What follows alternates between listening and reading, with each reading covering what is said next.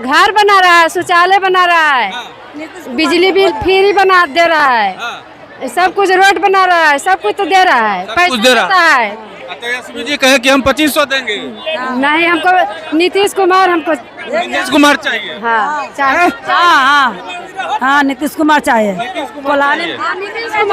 कुमार तो दिए रहलखिन। नीतीश कुमार तो दिए रहलखिन। दैये रहलखुन दलखुन है कौन दलखुन रहलखिन नहीं, वृद्धा पेंशन मिलो है, विधवा पेंशन और मिल रहे है, अथी बिजली बिल है फ्री अभी होला। कितना मिलो को वृद्धा पेंशन? वृद्धा पेंशन 400 मिलो है तो 84 लगल है तो 1100 कल बोल कर दिलिए। विधवा पेंशन भी मिलो को? हाँ विधवा मिलो है। विधवा मिलो। हाँ देखो सब के कुछ न कुछ मिल रहा है नीतीश सरकार में, नहीं तोरा कुछ मिलो कि नहीं? अरे बोलो जी जाओ। हमरो मिलले कॉलोनी मिलले है, फिर मिलले अथी मंगनी जला रहा है फ्री फ्री। किनका देबो वोट? नीतीश के देबे। तेजस्वी यादव को नहीं देबो? ना नीतीश के देबे।